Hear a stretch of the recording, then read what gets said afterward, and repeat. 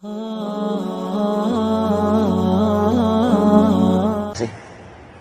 bapak yang dirahmati Allah, kita yakin ini juga yang diwasiatkan oleh para alim ulama, para guru-guru, bahwa di antara surah-surah di dalam Al-Quranul Karim, ada di antara surah-surah yang merupakan pembuka pintu rizki,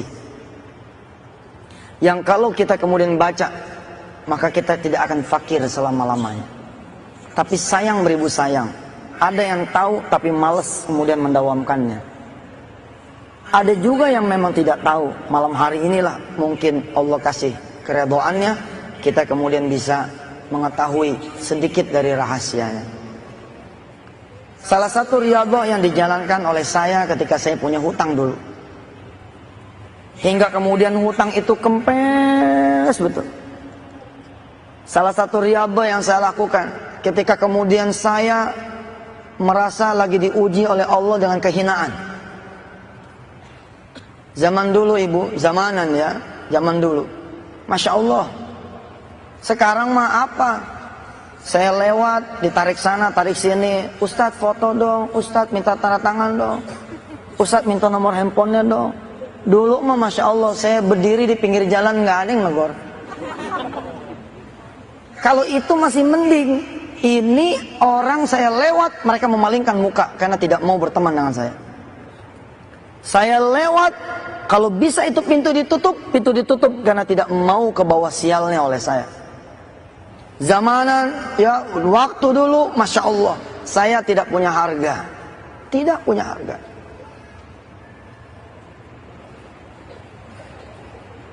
Sebagai contoh,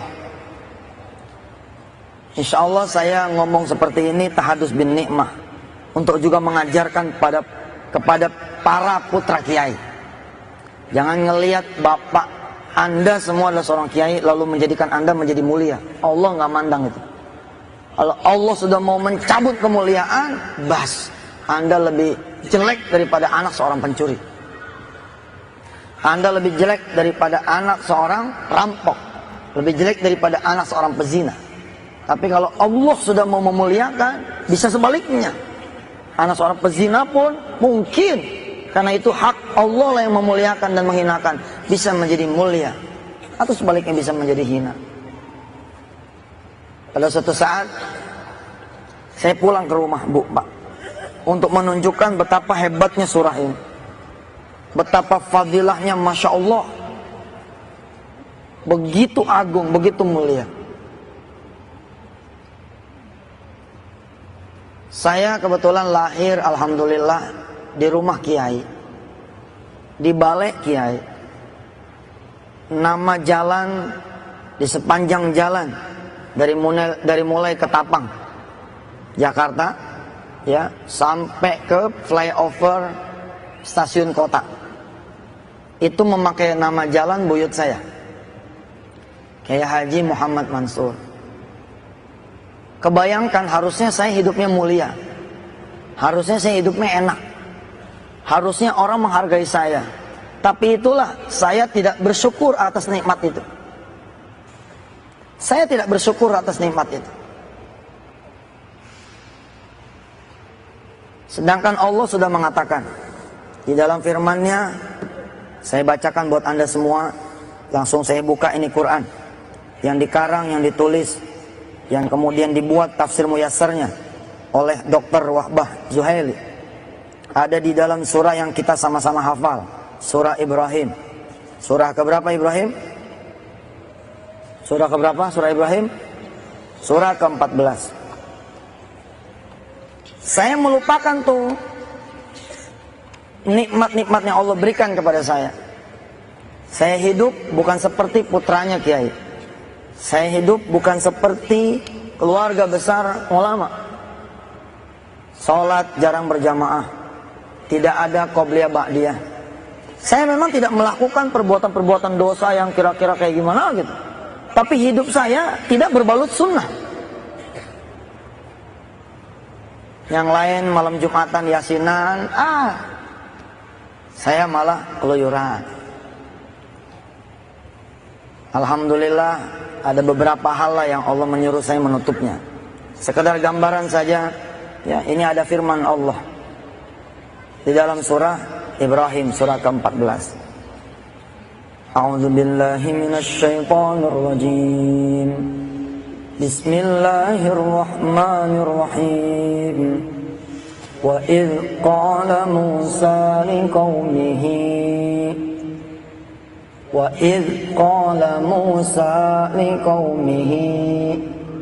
وَإِذْ قَالَ مُوسَى لِقَوْمِهِ اذْكُرُوا نِعْمَةَ اللَّهِ عَلَيْكُمْ إِذْ أَنْجَاكُمْ مِنْ آلِ فِرْعَوْنَ يَسُومُونَكُمْ سُوءَ الْعَذَابِ وَيُذَبِّحُونَ أَبْنَاءَكُمْ وَيَسْتَحْيُونَ نِسَاءَكُمْ وَفِي ذَلِكُمْ بَلَاءٌ مِّن رَّبِّكُمْ عَظِيمٌ وَإِذْ تَأَذَّنَ رَبُّكُمْ لَئِن شَكَرْتُمْ لَأَزِيدَنَّكُمْ وَلَئِن كَفَرْتُمْ إِنَّ عَذَابِي لَشَدِيدٌ وَقَالَ مُوسَى إِن تَكْفُرُوا أَنْتُمْ وَمَنْ فِي الْأَرْضِ جَمِيعًا فَإِنَّ اللَّهَ لَغَنِيٌّ حَمِيدٌ. Ya Allah, Allah nggak ngelihat tuh. Pokoknya kalau nggak bersyukur, wes akan ku cabut nikmatku kepadamu. Lah ada tukang bakso di depan rumah.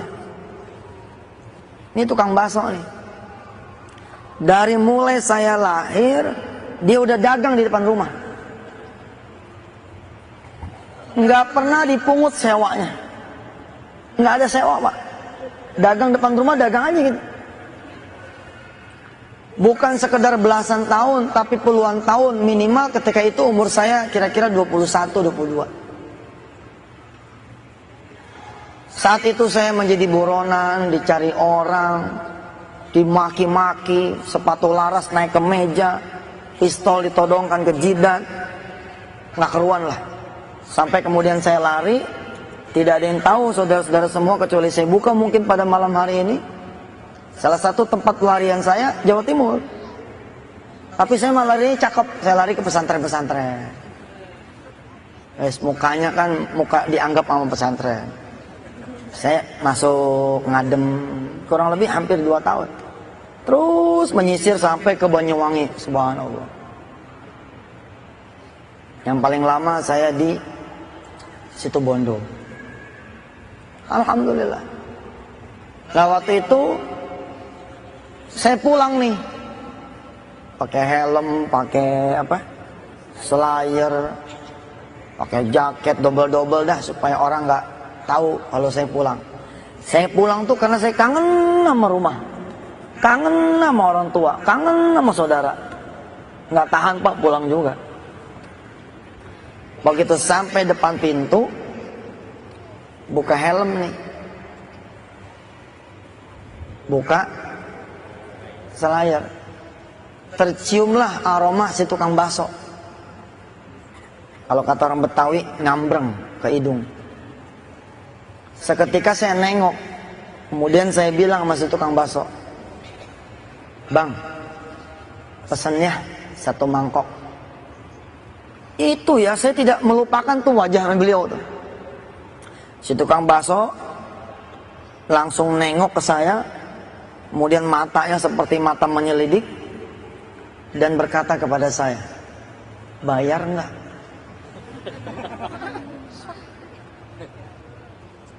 Buat ibu dan bapak yang tidak berada di posisi saya, mungkin kalimat ini jadi biasa.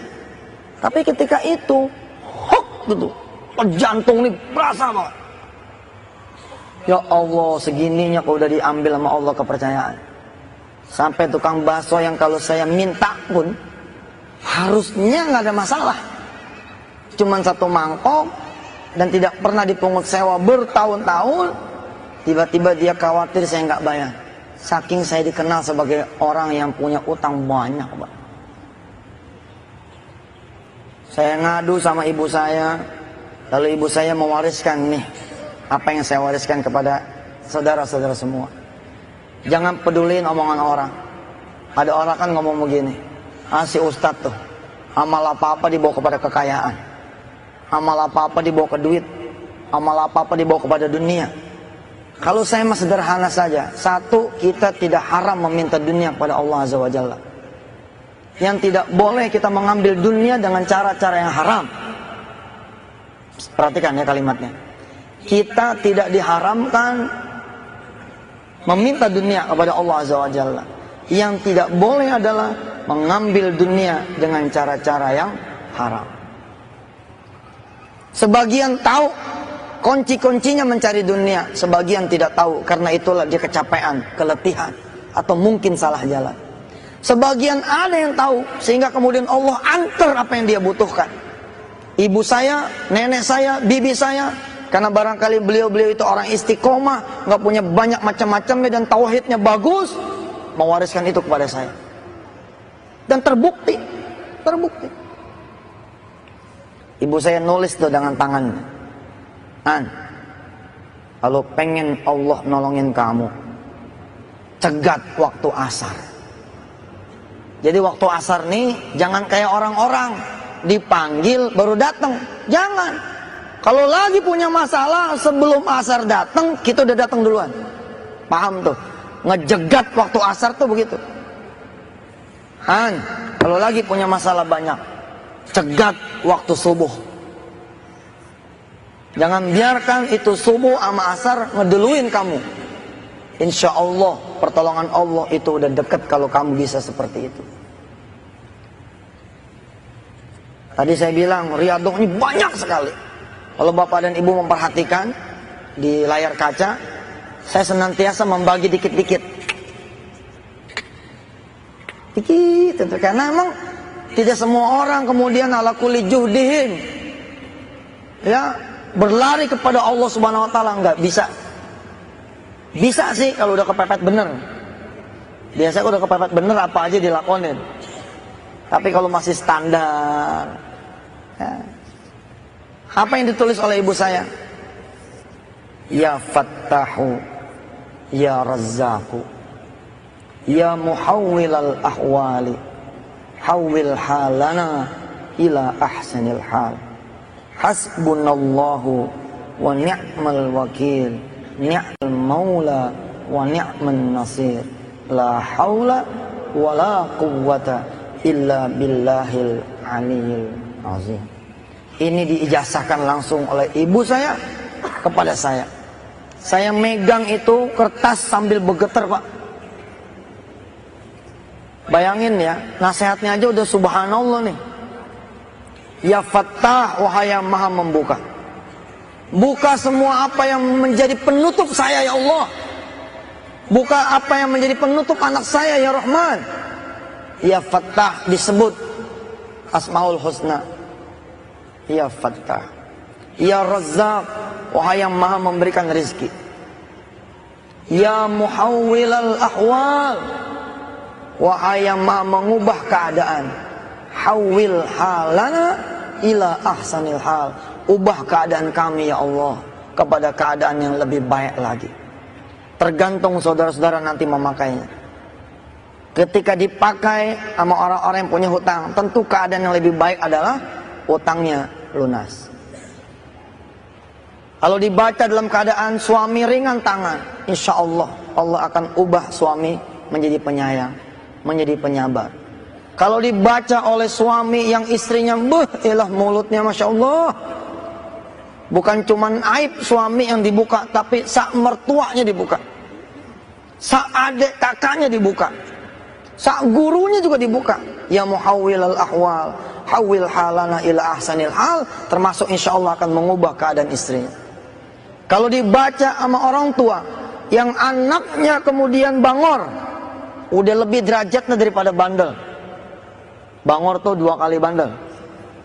Kalau di Betawi ya. Susah diatur. Bapak ibu nyalain mobil di pagi hari nggak ada apinya, disangka akinya tidak bekerja. Begitu buka kap mesin, ternyata mesinnya dijual. Bisa. Kalau anak narkobais Pak, apa aja disikat sama dia. Kalau dibaca sama orang tua yang anaknya doraka, ya muhawwilal ahwal, maka insya Allah akan terjadi perubahan di anak kita. Dalam keadaan kita yang ngontrak, kita baca terus nih doa seperti warisannya ibu saya. Insya Allah kita akan pindah ke tempat yang lebih baik. Tadinya kontrakan yang 75 jadi kontrakan yang 150. Ya lumayan kan? Tadinya 150, baca terus jadi 300. Baca lagi jadi 1 juta, baca lagi jadi punya sendiri. Insya Allah. Dibaca terus, diwiridin terus sama yang naik motor, maka insya Allah Allah akan rubah dia menjadi Xenia, menjadi Kijang, menjadi sedan, menjadi mobil roda 4 yang dia mau. Bahkan kalau kebanyakan bacanya, insya Allah dapat mobil tronton yang 16 ban. Yo, nandanya jadi pengusaha toh, pengusaha transportir, punya banyak bus, punya banyak truk. Masya Allah. Dulu Pak saya mengingat, saking saya pengen ngelakonin apa yang dijalankan, disarankan oleh ibu saya. Mudah-mudahan Allah yang maha mengetahui segala nawaitu saya menceritakan ini kepada ibu dan bapak. Wala riya wala sum'ah. Nggak ada riya, nggak ada sum'ah. Saking takutnya nih, ini jalannya naik motor, hujan gede, bedu gede nih, hujan. Yang lain pada berhenti, saya tabrak tuh hujan. Saya tabrak tuh hujan. Sambil saya menangis, sambil saya baca itu zikir, lalu saya bilang pada Allah, ya Allah nih, saat turun hujan adalah saat yang dikabulkan oleh Allah doa-doanya para hambamu ya Allah. Saya berdoa pakai ini. Pokoknya apapun keadaan ibu, bapak, sakit yang berkepanjangan, dihina, di kantor, di perumahan, di keluarga, Allah akan ubah, Allah akan ubah, Allah akan ubah. Dan ini ada sambungannya. Apa kata ibu saya? Apa kata nenek saya? Apa kata bibi saya? Apa kata paman saya? Apa kata orang-orang tua saya? Apa kata para guru? Hampir sama. Sambungannya adalah suratul Waqiah. Sambungannya adalah suratul Waqiah. Kita hafalin dulu doanya. Bismillahirrahmanirrahim. Ya Fattahu, Ya Razzaqu, Ya Muhawwilal Ahwali, Hawwil halana ila ahsanil hal. Hasbunallahu wa ni'mal wakilu, ni'mal maula wa ni'man nasir.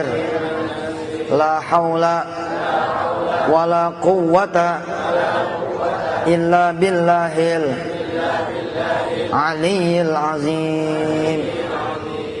Dan saya tidak akan tinggal ini insyaallah hatta amut, sampai saya mati.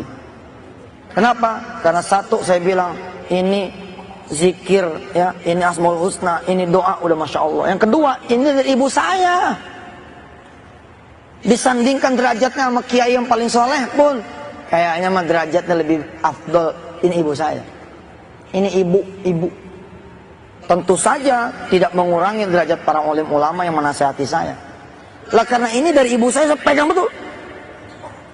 Dan ketika saya mendirikan ma'had Darul Quran, saya wajibkan itu anak-anak santri saya baca. Awal-awal saya mendirikan Darul Quran, bacanya seperti saya 111 kali ba'da sholat. Tapi saya lihat anak-anak pada teler, karena bacanya kan habis sholat. Ya Pak, ya Rasul. Saya turunin jadi 3-3, teler lagi. Aduh ampun dah anak sekarang. Saya turunin lagi jadi 11. Setelah 11 saya bilang jangan lagi ditawar, jangan lagi ditawar. Maka saya nasihatkan diri saya dan nasihatkan kepada bapak dan ibu semua yang lagi perlu sama Allah. Kalau memang perlu sama Allah, bacanya 111 kali. Jangan tanya hadisnya sudah, itu hadis urusan para guru. Iya, jangan jadi murid bawel, bentar-bentar nanya hadis, mana dalil. Capek, sami'na wa ta'na aja udah sama guru mah. Insya Allah barokah. Masa iya guru ngejerumusin kan begitu? Mati-mati kita kasih sama situ karena saya udah pakai kan begitu? Berhasil, tinggal make doang cerewet. Afwan ya Ustaz, dalilnya mana? Aneh kalau nggak ada dalil, aneh nggak mau. Ya udah, masih tuh, terserah situlah. 111 Pak, apalagi kalau Bapak tinggal di bedeng, tinggal di pinggir rel, maaf ya, tinggal di bantaran sungai. Dituding-tuding sama orang, kamu kalau nggak bayar awas ya. Bacanya jangan 111 Pak, tancap aja udah seksa. Istiqomahin, pandangin wajah emak. Usianya sudah 80 tahun, 70 tahun, 60 tahun, tapi apa kebahagiaan yang kita kasih sama dia? Dari sekarang nih, saya mau mewariskan kepada ibu dan bapak semua riyadhah 40 hari dulu deh coba jajal tuh. Kalau 40 hari berat ngamalin ini, ba'da subuh mau ba'da asar. Ya komo seperti santri-santri saya mah setiap ba'da sholat. Kalau emang susah ba'da asar saja. Kalau emang susah ba'da subuh saja. Kalau memang susah juga, ya sudahlah. Dari 1 hari itu jangan sampai nggak baca. Tapi kemudian istiqomahin selama 40 hari. Kalau 40 hari masih berat juga, 3 hari. Kalau 3 hari dirasa enak, 7 hari. 7 hari dirasa enak, 14 hari. 14 hari dirasa enak, 21 hari. 21 hari dirasa enak, mulangsam 40 hari. Kalau udah jadi doyan, 40 jadiin 100 hari. Kalau sudah begitu insya Allah, tanda-tanda nasrun minallahi qarib. Insya Allah.